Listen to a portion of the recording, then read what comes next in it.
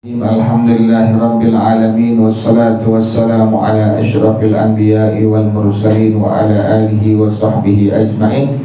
Qala Syekhul Imamul Muallif rahimahullah wa ala man naf'a bihi wa barakati ulumihi wa bikum fid dharain amin. Qala radhiyallahu ta'ala ankum. Bismillahirrahmanirrahim. Al-insatu athna al-khutbati, mendengarkan secara seksama. Insat namanya itu. Ketika khutbah, hukumnya sunnatun inda syafi'iyyati lil hadirina. Menurut Imam Asy-Syafi'i, ulama Imam Syafi'i radhiyallahu anhum, lil hadirin, bagi para jamaah. Jadi sunnah si khatib lagi berkhutbah, kita sunnah insat, sunnah mendengarkan secara seksama. Wa yukrahu lahum al-kalamu fiha, makruh ngomong lagi khutbah, makruh kita ngomong. Wa fil jadidi, dalam qaul dari Imam Syafi'i, kata Imam Syafi'i radhiyallahu an, la yahrumu alaihimul kalamu, enggak sampai haram ngomong, enggak sampai haram, tapi makruh. Jadi kalau saya jangan ngomong lagi khutbah, jangan kita ngobrol, jangan bicara tuh. Sekalipun enggak haram, jangan sampai bicara waktu pertengahan khutbah. Dalilnya adalah liqaulihi ta'ala, Allah berfirman, wa idza quri'al qur'anu fastami'u lahu wa ansitu. Dzakara katsirun minal mufassirina annahu warada fil khutbati. Maka paling banyak ulama ahli tafsir mentafsirkan adalah bahwa ini datang pada masalah khutbah. Jadi kalimat tadi yang disebutkan oleh Allah, wa idza quri'al qur'anu fastami'u lahu wa ansitu, paling banyak ulama tafsir mentafsirkan warada fil khutbah, ini pada masalah khutbah.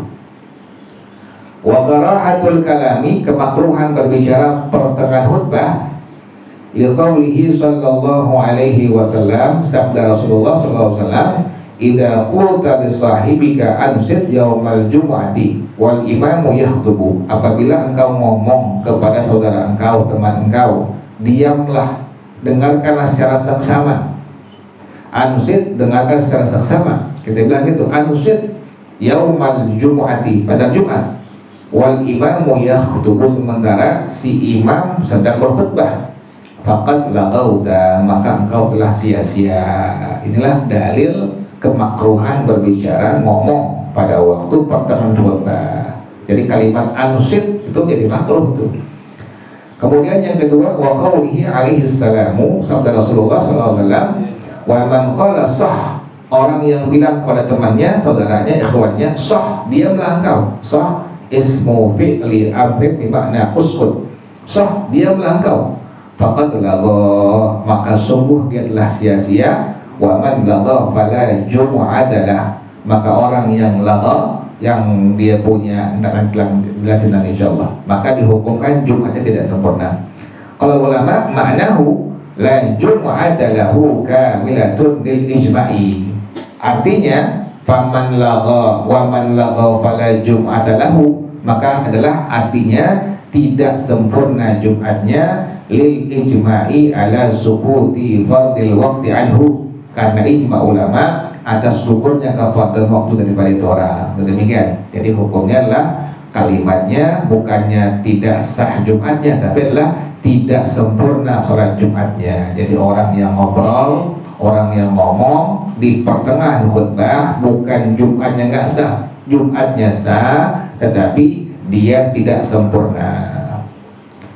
Warawa Ahmadu an Ibnu Abbasin haditsan, dan Imam Ahmad bin Hanbal meriwayatkan hadis dari Sayyidina Abdullah bin Abbas radhiyallahu anhum, kata beliau, man takallama yaumal jumu'ati, orang yang ngomong di hari Jumat, bicara, ngobrol, wal imamu yakhutubu, sementara si imam khutbah, lagi berkhutbah, fahuwa kama thalil himari yahmilu asfaran, maka dia seperti keledai yang membawa kitab-kitab yang banyak, sama kayak keledai, demikian tuh orang. Walladzi yaqul lahu ansit, dan orang yang bilang kepadanya, kepada temannya, saudaranya, anusit, dengarkanlah secara seksama, laisa lahu jumu'atun, Jumatnya dihukumkan tidak sempurna. Inilah dalil dari para ulama yang mengatakan bahwasanya ngobrol ngomong pada pertengahan khutbah adalah hukumnya makruh. Wa adamu hurmatil kalami fil khutbati, ketiadaan haram ngomong berbicara di pertengahan khutbah lil akhbarid dallati ala jawazi, karena ada hadis-hadis yang memperbolehkan, menunjukkan atas bolehnya tuh, menunjukkan atas bolehnya ngomong di pertengahan khutbah. Nah, mana dari hadisnya tuh? Ka khabaris sahihaini, seperti hadis riwayat Al-Bukhari Muslim radhiyallahu anhu an Anasin, dari Sayyidina Anas radhiyallahu anhu, kata beliau, bainaman Nabi sallallahu alaihi wasallam yakhutubu yaumal jum'ati, tatkala Nabi Muhammad sedang berkhutbah pada Jumat, faqama Arabiyyun, seorang Arab gunung berdiri, faqala, maka ini Arab gunung dia bilang, ya Rasulullah, halakal malu wa ja'al iyalu fad'ullaha lana. Rasulullah, harta kami binasa, hancur, hilang, kemudian keluarga kami kelaparan, maka doakanlah untuk kami. Tuh demikian. Ini ngomong nih, Nabi lagi khutbah, datang Arabi, dia bilang halakal mal wa ja'al iyal fad'ullaha lana. Farafa'a yadayhi wa da'a, maka Nabi mengangkat tangan kemudian mendoakannya. Inilah dalil yang mengatakan bahwasanya tidak haram ngomong berbicara di pertengahan khutbah, karena ada orang Arab pernah demikian. Ini hadis-hadis sahihain, ini hadisnya hadis Sahih Al-Bukhari dengan Sahih Muslim tuh. Jadi demikian, ada orang Arab datang, Nabi lagi khutbah, dia ngomong dengan kalimat tadi, halakal mal wa ja'al iyal fad'ullah lana. Nabi langsung farafa'a yadayhi wa da'a, Nabi angkat tangannya, Nabi doakan itu orang Arab. Falam yunkar alaihil kalamu, falam yunkar alaihil kalamu, dan tidak diingkari ngomong atasnya. Walam yunkir alaihil kalama, Nabi enggak ingkar pembicaraan atas orang Arab. Walam yubayyin lahu wujubas sukuti, dan Nabi enggak menjelaskan wajib diam kepada itu orang Arab. Nabi enggak bilang diam, enggak. Wal hadiruna kulluhum fi dzalika sawa'un, dan orang-orang yang hadir semuanya sama pada hal itu. Itu demikian ya, dalil tidak ada keharaman ngomong pada waktu pertengahan khutbah. Jadi hukumnya hanya sebatas makruh saja. Wa tasna syafi'iyyatu wa mithluhum al-hanabilatu, dan ulama-ulama dalam madhab al-Imam Syafi'i mengecualikan, dan sama adalah ulama dalam madhab al-Imam Ahmad bin Hanbal. Dari apa? Minal insati, daripada mendengarkan secara seksama umuran, beberapa perkara, beberapa hal. Minha di antaranya, ini pengecualiannya nih, pengecualian kita tidak perlu insat, tidak perlu mendengarkan secara seksama si khotib sedang berkhutbah. Di antaranya minha indharu a'ma minal wuqu'i fi bi'rin, memberikan peringatan kepada orang buta takut jatuh di sebuah sumur. Itu dikecualikan, artinya boleh udah ngomong. Ada orang buta pengen nyemplung di sumur, kita ngomong, awas, hati-hati gitu. Aw man dabba ilaihi aqrabun masalan, atau ada orang yang sudah merayap kalajengking di tubuh itu orang, contohnya kita bilangin, itu adalah menghilangkan pengecualian daripada hukum makruhnya. Wa yustahabbu an yaktasira 'ala al-isyarati id aghnat, dan disunnahkan membalaskan diri atas memberikan isyarat saja jika memang sudah bisa atau bisa memadai. Kalau sudah bisa memadai, udah nggak perlu ngomong, kita berikan isyarat misalnya dengan tangan, dengan mata, kita bilangin tuh ada kalajengking, sekalipun bisa misalnya udah aghnat, itu sudah mencukupi, sudah memadai. Tapi kalau nggak bisa, kita ngomong, sekalipun di pertengahan khutbahnya lah masalah yang dikecualikan oleh ulama-ulama dalam madhab al-Imam Asy-Syafi'i dan ulama dalam madhab al-Imam Ahmad bin Hanbal radhiyallahu anhu.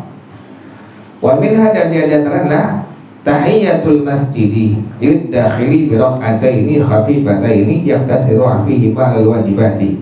Tahiyatul masjid bagi orang yang masuk masjid kerjain 2 rakaat, tapi yang khafifataini, yang rukun-rukunnya jangan dikerjain. Yang sunnah jangan dikerjain, yang rukun-rukun aja udah.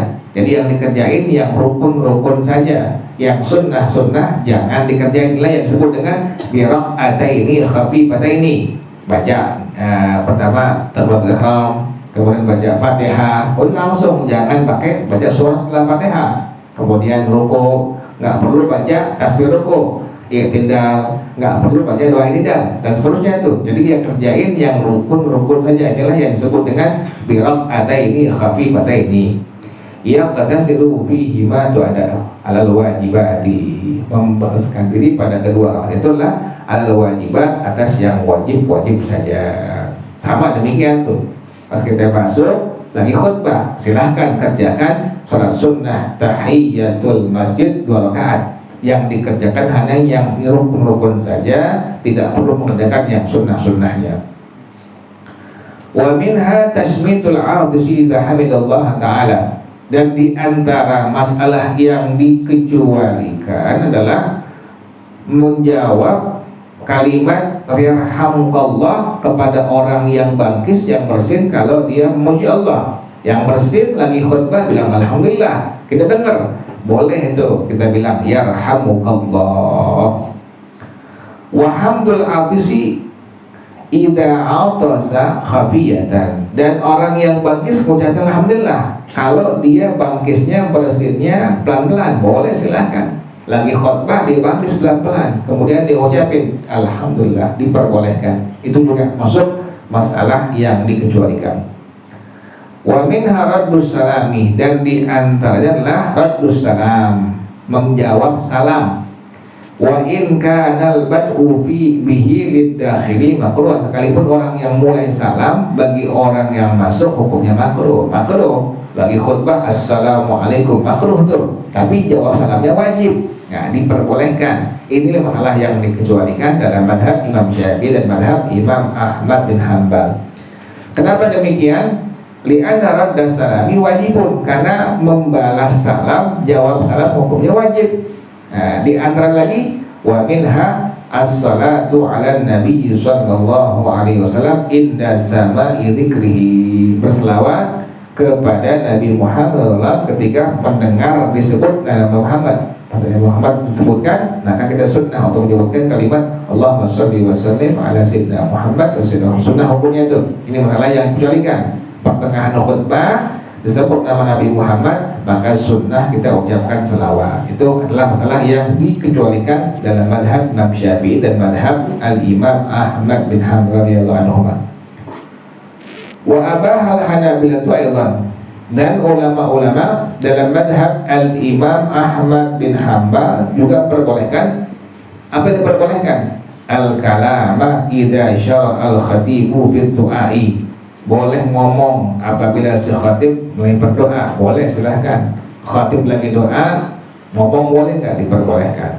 Kenapa demikian kok boleh? Li'annahu yakunu qad faragha min arkan khutbati, maka sungguh si khatib telah selesai daripada rukun khutbah.